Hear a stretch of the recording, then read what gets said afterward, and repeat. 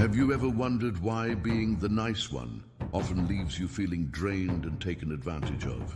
You might be caught in the niceness trap. We grow up believing that kindness is a shield. We think that if we are helpful and agreeable, we will be safe and respected. But in human psychology, unconditional niceness can act as a beacon in a dark space, attracting the attention of those looking for an easy target. Think of it like a predator checking door handles in a quiet neighborhood. They aren't looking for a confrontation, they are looking for an unlocked door. Manipulators test boundaries with small, subtle requests. If they find no resistance, they know they have found a way to exploit your time and energy. Take Sarah, for example.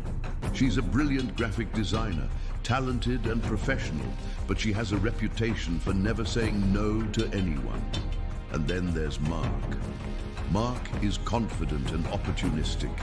He knows exactly who will prioritize his needs over their own weekend plans. Mark approaches Sarah as she's packing up. "Hey Sarah, I know it's late, but could you just polish this presentation deck? It'll take 10 minutes. Sarah feels the irritation, but her instinct to be nice takes over. She nods quickly and says, "Sure, Mark, no problem at all." 10 minutes turns into 3 hours. As the office lights dim and everyone else goes home, Sarah is still there, perfecting Mark's work. Monday morning, Mark receives the credit for the hard work in the meeting. Sarah watches from the back, exhausted and invisible. Sarah fell into the niceness trap. Her lack of friction made her the path of least resistance, but this cycle can be broken. The first step is recognizing your low friction signals. Stop equating boundary setting with being mean. Boundaries are simply the truth of your capacity. When you start saying no to others, you are finally saying yes to yourself. Protect your time, and the right people will respect you for it. Don't be the unlocked door.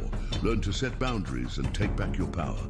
Thanks for watching, and stay tuned for more psychology insights. To break out of the niceness trap, we have to dismantle a major linguistic and cultural misunderstanding, the conflation of kindness with weakness. They are not the same. In fact, psychologically speaking, they are polar opposites. Weakness is driven by the fear of conflict. Kindness is driven by choice and empathy. Weakness acts out of obligation, while kindness acts out of abundance. Someone who is weak has no power to say no, whereas a kind person has power, but chooses peace. The root of weakness is fear. Weakness masquerading as niceness is driven entirely by fear. Fear of rejection, fear of conflict, fear of being disliked. When a weak person agrees to something they don't want to do, they aren't performing an act of charity. They are performing an act of appeasement. They are giving up their time, energy, or resources to buy a temporary moment of safety and avoid an awkward conversation. True kindness, on the other hand, requires power. It is an act of choice. A truly kind person has the capacity to say no, to walk away, or to defend themselves, but chooses to extend grace. They choose to help or provide patience from a position of strength and abundance. Weakness says, "I have to help you because if I don't, you will be mad at me and I can't handle that." Kindness says, "I am choosing to help you right now because I have the resources to spare and I want to support you. But I am entirely capable of stepping back if this arrangement becomes disrespectful." If you do not have the power to say a firm, unapologetic no, then your yes means absolutely nothing. It is not a gift, it is a submission. Welcome back. Today, we delve into the magnet effect. High Machiavellian personalities possess a sharp cognitive empathy. They don't feel what you feel, but they understand exactly how you tick, mapping out your deepest emotional needs like a blueprint. They look for the cracks. To a manipulator, your desire to be liked isn't a virtue, it's a map. They see where you are most vulnerable to praise and where you fear rejection the most. Imagine a person held together by thin, glowing strings of approval. If those strings are cut, the sense of self collapses. This is the core belief of the approval seeker. I'm only worthy if you say I am. The manipulator becomes the sole supplier of that worth. They use a tactic called strategic breadcrumbing, a psychological trap designed to keep you hooked through intermittent reinforcement.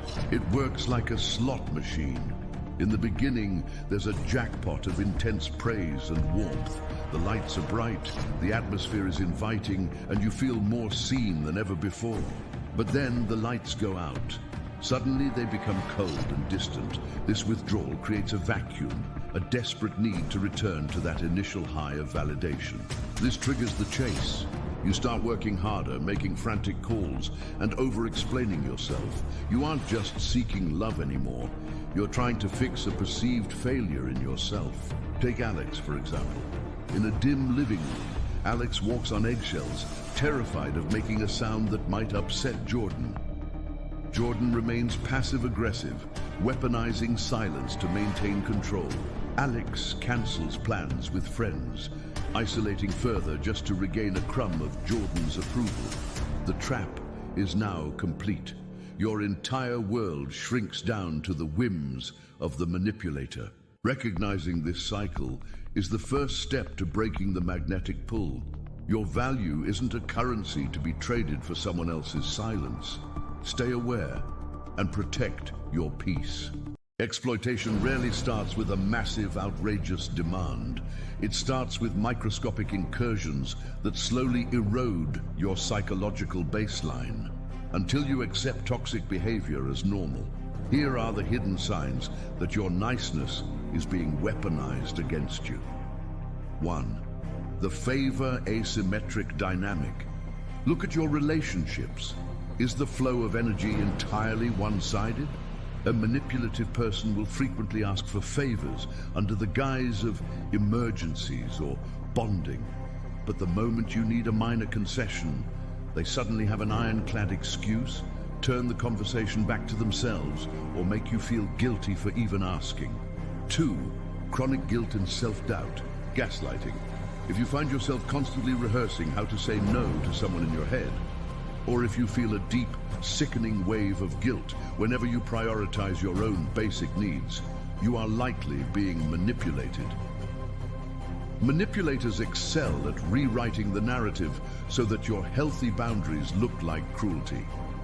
What you say, "I can't come over tonight, I'm exhausted." How they rewrite it, "Wow, I guess you just don't care about my hard time."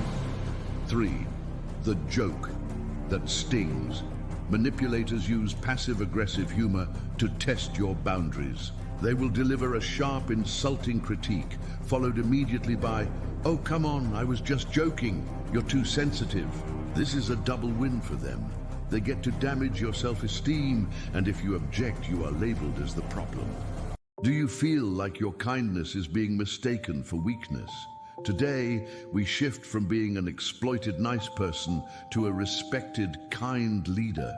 Setting unshakable boundaries isn't about being aggressive. It's about clear communication and self-respect. Let's dive into 3 practical strategies to reclaim your power. The first strategy is simple but difficult. Shift from explaining to stating. Stop giving people a list of reasons for your no. When you provide long excuses, you are giving manipulators the data they need to dismantle your boundary and pressure you into a yes. Imagine a friend asks you to help them move. Instead of listing your chores, try saying, "I understand you need help, but I'm not available." Strategy 2. Embrace the awkward silence. Most people pleasers feel the urge to fill the void with an apology. Don't do it. After you state your boundary, wait for 5 seconds. Let the other person process your words. Silence shifts the pressure from you back to them. Now for strategy 3, the broken record technique. When someone keeps pushing, don't change your argument. Just repeat your neutral script. Keep your tone neutral and calm. "I understand, but I'm not available." Repeat it as many times as necessary without getting angry. Finally, remember that boundaries are filters, not walls. They are designed to let the right people in and keep the wrong behaviors out. Healthy boundaries filter out those who only benefited from your lack of them. Real friends will respect your limits and your time. The only people who get angry when you set boundaries are those who benefited from you having none. Stay firm, stay kind, and stay respected.